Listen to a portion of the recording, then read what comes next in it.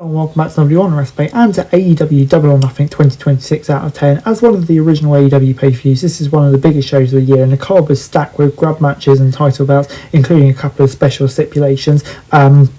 Obviously, you've got the Title v Hair, Darby v MJF match, and much more as well. But we're going to start things off with the buy-in pre-show, and starting off with Mind Dominion versus Viva Vane and Zeta Steel. The first bout was a 5-minute open challenge, and Van and Steel put up more of a fight than most teams have faced the chance, but they still ended up being beat with 15 seconds left. Cross and Bane took out Christopher Daniels before Tay Mello and Anna Jay came out with weapons. This match was quick by design, had some bumps in the road, but champs looked pretty good. I'll give it a 5 out of 10. And then we've got the Ots versus the Death Rider, Claudio Wheeler, Daniel Garcia taking on Hook, Bowens and Shibata. They didn't waste any time working into a fast pace bout. The match where all 6 men get some time, but Shibata felt like he was in the ring more than anyone, and Death Rider's picking up the win when Castagnoli pinned Bowens. I'll give that a 6 out of 10. And finally, the third bout was a huge 10-man tag. Big Boone, AJ, QT, Orange Cassidy, Roderick Strong and Mark Briscoe facing off against Shane Taylor, Moriarty, Sean Dean, Bukali Bravo and Anthony Ogogo. Out of everything we saw on the pre-show, this had a comedy mix into it, which is expected with the Costco guys. A triple powerbomb led to AJ getting the pin for his team. Kicks and Ortiz showed up to prevent a post-match attack. It was fun, but also felt like filler. I'll give it a 5 out of 10.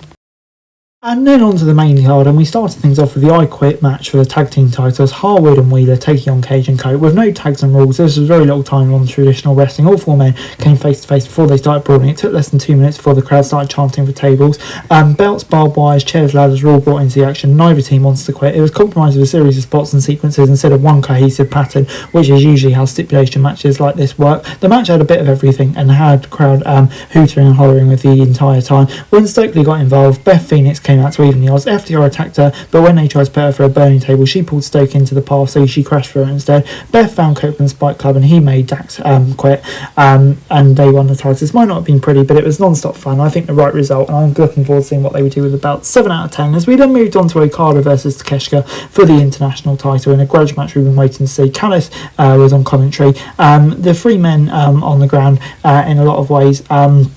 Okada had experience, but other than that, they almost mirror each other. The size, power, and style were similar, so neither man really felt like the underdog. The Rainmaker began to control the pace and started using one foot to cover Takeshita to disrespect him. The challenger got in some offense, and then, but the champ had the upper hand for quite some time. They paced the match perfectly, so they were able to sell all the big spots and take their time without feeling like they were going too slow. Each sequence got a little more intense. Callis tried to get Okada to finish the match instead of inflicting more damage at one point. The final few moments were the most exciting in the match. Both men came close to winning a few times, but when it was all over, Takeshita pinned Okada to win the international title in a hell of a match.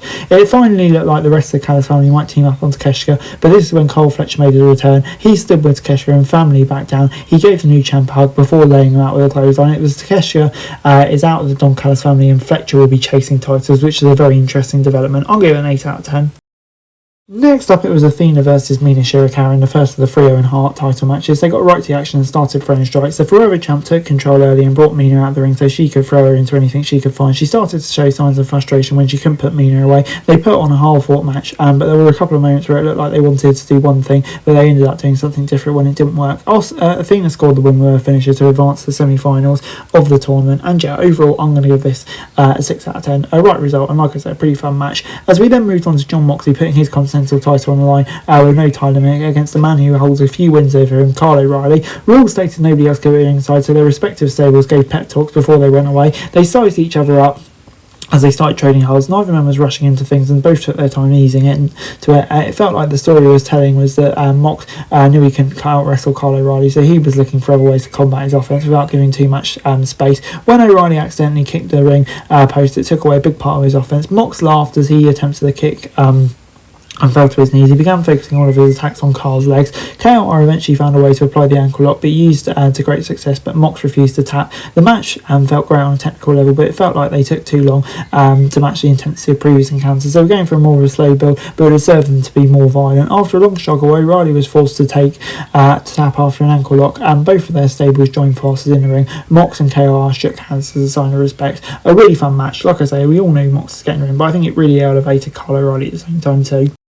The first match in the men's Owen Hart tournament featured Samoa Joe and Will Ospreay. While Joe was still posing for his entrance, Ospreay hit him with a springboard cutter to get the match started. He tried to stay on him, but Joe recovered and took him out off his feet with one big shot. The aerial assassin hit a 450 before attempting an armbar, but the Samoan submission machine countered and took a breather at ringside. The match was more of a back and forth fight from that point forward, but Joe had the upper hand a bit more often until Ospreay started building up a head of steam. A very entertaining contest that made both guys look great. They blended their respective styles to create one of the more competitive fights by this point in the show. After avoiding the muscle buster, Ospreay was able to hit the hidden blade to advance to the semi-finals in another great match, and undoubtedly the right result, Wembley living, etc. 8 out of 10. As we moved on to the third and final Owen Hart match with Bandido taking on Swerve, this might have just been a tournament match, but the build-up to it felt a lot more personal. They ran at each other as soon as the ref called for the bell and started throwing hands. It was pretty even until the ROH champ used one arm to lift Swerve up and dump him onto the top rope to the floor. Once Strickland recovered, he started taking Bandido apart. He slowed the pace down and tried to keep the high fly grounded. They did a great job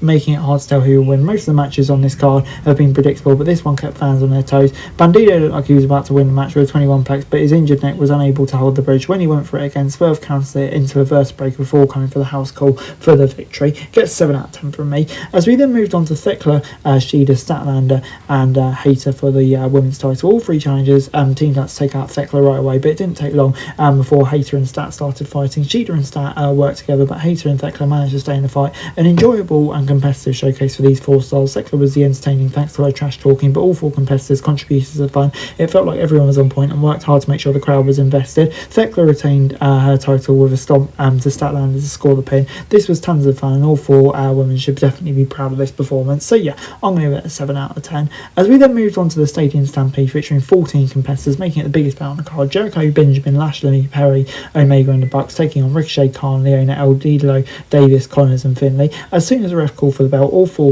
team men started brawling. It had so many people fighting in so many places, it was impossible to follow everything, but it felt like it was going to be that kind of match. This is important that AEW did a good job keeping the camera focusing on different things and big spots that had crowds cheering. While some people stayed in and around the arena, others fought backstage. Grading a match like this is tough because there's so many different things going on. There wasn't much wrestling happening or psychology involved, but they packed a ton of fun moments into it, so there was no doubt it was entertaining. Jericho pinned Khan to get the victory for his team after a long chaotic match, so I'm going to give it a 7 out of 10.